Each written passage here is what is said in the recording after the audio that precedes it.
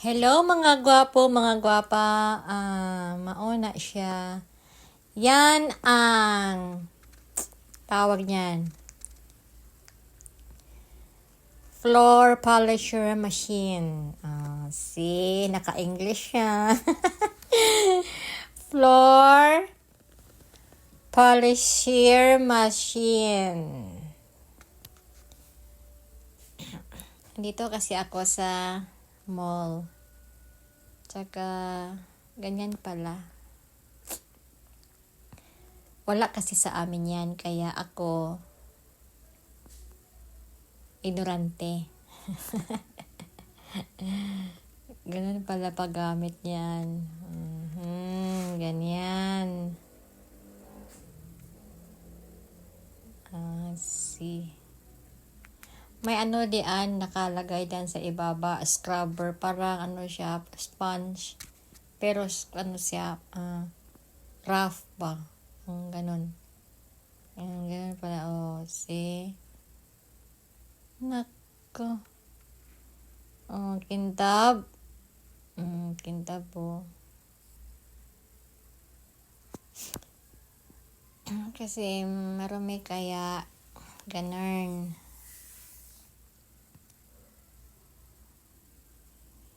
Nako, ang bibigat naman yan.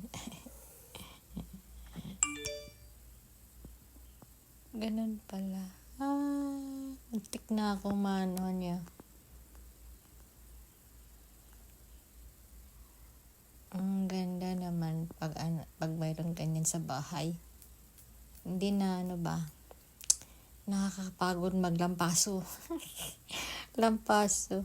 Gamit bunot. Batagal floor wax. Ayos. Pero dapat naman ganyan ginagamit dahil wall yan. See. Ganda. Kintab na. Linis, kintab. Pero daming dumadaan.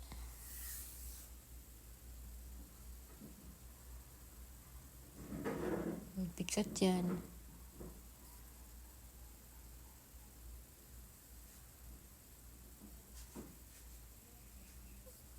May mga taong dumaan sa kabila. Nahiya silang dumaan dyan. Kasi nga may nagdilinis. Pero may kasama siya dyan. Na dyan siya, dyan dumaan.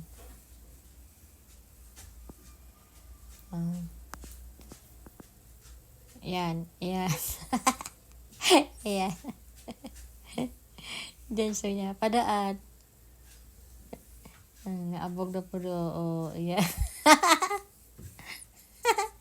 Dyan kasi dumaan yung kasama niya.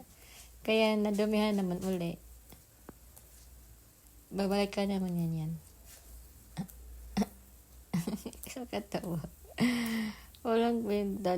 Dyan dumaan. Sa kabila siya dumaan, di ba? Siguro kasama niya. Tsaka naintindihan naman niya yun. Binalikan niya yun. Nako.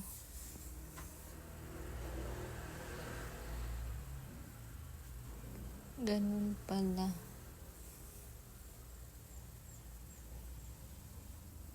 Wet floor daw, sabi ng nanilo dyan. Na placard, sabi. Wet floor. Hindi naman wet yan. Hindi naman basa yan. Lampaso lang ba? Hindi sinabi niya wet.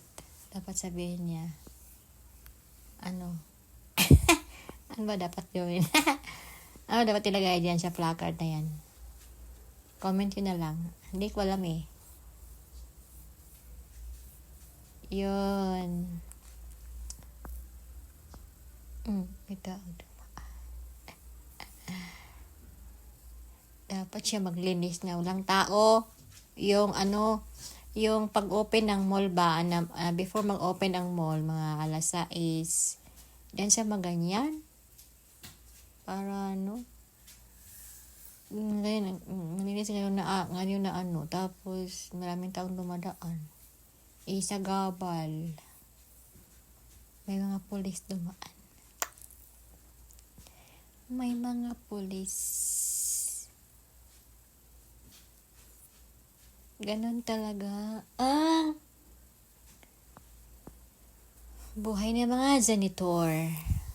Naglilinis, nagwawalis. Ganon.